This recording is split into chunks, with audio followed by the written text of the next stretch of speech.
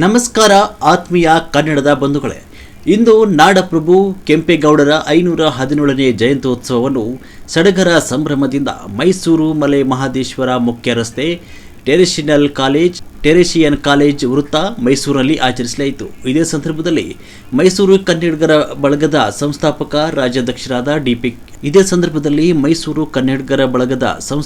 ರಾಜ್ಯಾಧ್ಯಕ್ಷರಾದ ಡಿಪಿಕೆ ಪರಮೇಶ್ವರ್ ಅವರು ಕಾರ್ಯಕ್ರಮವನ್ನು ಉದ್ದೇಶಿಸಿ ಇವತ್ತಿನ ನಾಡಪ್ರಭು ಕೆಂಪೇಗೌಡರ 517ನೇ ಜಯಂತಿಯನ್ನು ಆಚರಿಸುವ ಸಂದರ್ಭದಲ್ಲಿ ಕೆಂಪೇಗೌಡರ ದೂರದೃಷ್ಟಿಯನ್ನು, ಅವರ ಸರ್ವತೋಮುಖ ಅಭಿವೃದ್ಧಿಯನ್ನು, ಅವರ ಜನಪದ ಕಾಳಜಿಯನ್ನು ನಾವೆಲ್ಲರೂ ಸ್ಮರಣೆ ಮಾಡುತ್ತಾ ಅವರ ಆದರ್ಶಗಳನ್ನು ಮೈಗೂಡಿಸಿಕೊಂಡು ಅನ್ಯಾಯ ಅಕ್ರಮಗಳನ್ನು ಖಂಡಿಸುತ್ತಾ ನ್ಯಾಯಯುತವಾದ ಕಾರ್ಯಕ್ರಮಗಳನ್ನು ಗೌರವಿಸುತ್ತಾ ಕಾರ್ಯಕ್ರಮಗಳನ್ನು ಮಾಡಿದಾಗ ಮಾತ್ರ ನಾಡಪ್ರಭು ಕೆಂಪೇಗೌಡರ ಜಯಂತಿಯನ್ನು ಆಚರಣೆ ಮಾಡುವುದಕ್ಕೂ ಸಾರ್ಥಕವಾಗುತ್ತೆ.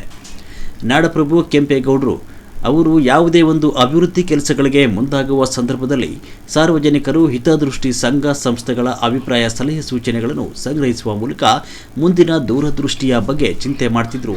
ಅವರ ಕೆಲಸ ಕಾರ್ಯಗಳು, ಅವರ ದೂರದೃಷ್ಟಿ ಅಭಿಪ್ರಾಯಗಳು ಸರ್ವತೋಮುಖವಾಗಿ ಅಭಿವೃದ್ಧಿಯತ್ತ ಸಾಗ್ತಾ ಇದ್ದು ಅಂತ ಮಹಾನ್ ಚೇತನ ಶ್ರೀ ನಾಡಪ್ರಭು ಕೆಂಪೇಗೌಡರು ಅವರ ಮಾರ್ಗದರ್ಶನಗಳನ್ನು, ಅವರ ಸರ್ವತೋಮುಖ ಅಭಿವೃದ್ಧಿಯನ್ನು ನಾವು ನೀವೆಲ್ಲರೂ ಸ್ಮರಣೆ ಮಾಡುತ್ತಾ ಅವರ ದಾರಿಯಲ್ಲಿ ಸಾಗಬೇಕಾಗಿದೆ.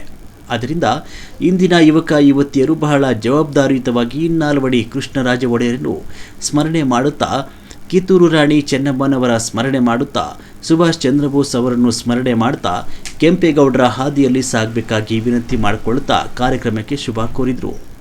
ಇದೇ ಸಂದರ್ಭದಲ್ಲಿ ಮೈಸೂರು ಹೃದಯವಂತ ಕನ್ನಡಿಗರ ಬಳಗದ ಸಂಸ್ಥಾಪಕ ರಾಜ್ಯಾಧ್ಯಕ್ಷರು ಯರಗನಹಳ್ಳಿ ಕುಮಾರ್, ಪಾಪಣ್ಣ, ಸೀವಣ್ಣ, ಮಂಜ, ಮಹೇಶ್, ಮಂಜುನಾಥ್, ಲೋಕೇಶ್, ಗುರು, ಕೇಶವ್, ಅರುಣ್ ಇತರರು ಉಪಸ್ಥಿತರಿದ್ದರು. ವರದಿ JB ದೇವೇಂದ್ರ ಕುಮಾರ್, ಮೈಸೂರು.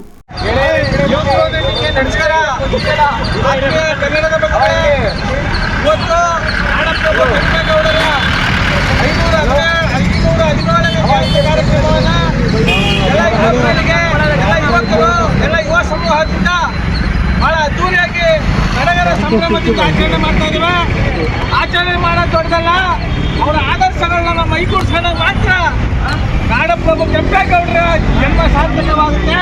517ನೇ ಜಯಂತಿಯನ್ನು ಮಾಡೋದಕ್ಕೆ ಸಾರ್ಥಕವಾಗುತ್ತೆ ಅಂತ ಹೇಳ್ತಾ ಇವತ್ತು ಅನ್ಯಾಯವನ್ನು ಎದುರಿಸಬೇಕು, ಒಳ್ಳೆಯಂತ ಬೆಂಬಲಿಸಬೇಕು.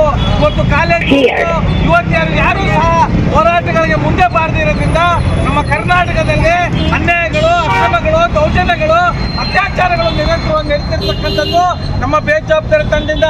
ನಾವು ಸ್ವಾರ್ಥಕ್ಕೆ ಬದುಕಬಾರ್ದು. ಸ್ವಾರ್ಥಕ್ಕೆ ಬದುಕಿದ್ರೆ ಒಂದು ಕುಟುಂಬದ ನಾಯಕ, ಸ್ವಾಭಿಮಾನದಿಂದ ಬದುಕಿದ್ರೆ ದೇಶಕ್ಕೆ ನಾಯಕ ಅಂತ ಹೇಳ್ತಾ ನನ್ನೆಲ್ಲ ಆತ್ಮೀಯ ಮುತ್ತುರತ್ನಗಳಿಗೆ ಹೃದಯಪೂರ್ವ ನಮನಗಳನ್ನ ಸಲ್ಲಿಸ್ತಾ ನಾಡಪ್ರಭು ಕೆಂಪೇಗೌಡರಿಗೆ ಜಯಕಾರಗಳ ಕೆಂಪೇಗೌಡರಿಗೆ Prime Day 4 से 6 जुलाई।